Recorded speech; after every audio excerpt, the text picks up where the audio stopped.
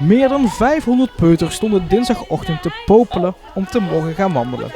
Nadat bij de Groene Wereld de officiële starthandeling was verricht en de warming-up was gedaan, kon de tweede editie van start. Zijn we al een beetje warm? Ja? Zullen we dan aan een ronde gaan beginnen?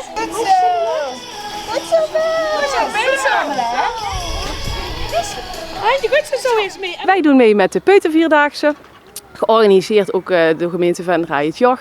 En we mogen weer lekker in beweging en weer lekker een evenementje organiseren hier voor onze peuters. Dus we zijn heel blij dat dat na de coronatijd weer het eerste is dat we weer echt kunnen doen hier. Ja. En waarom is het belangrijk bewegen?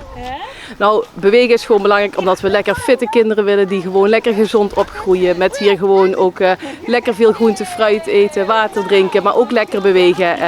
Natuurlijk op zo'n spelende wijze, zodat we gewoon, dat het niet voelt als een moedje, maar dat het gewoon, gewoon op een relaxte manier gaat. En eigenlijk heel prettig allemaal. En als vandaag zo'n wandelvierdaagse met jullie is, dat zit ook wel in de dagelijkse praktijk hier in het centrum. Zeg maar, het bewegen, dat is een vast onderdeel.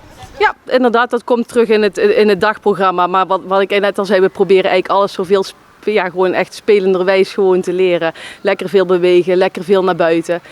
En als het buiten niet kan door slecht weer, dan hebben we binnen ook volop mogelijkheden. Dus jawel, hier komt helemaal goed hier. Stonden de kinderen te springen om mee te doen?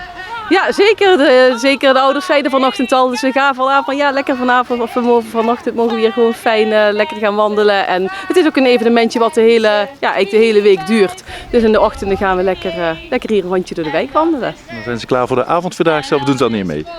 Deze zijn nog een beetje klein daarvoor, maar goed, het is jong geleerd is oud gedaan, dus over een paar jaar wellicht wel.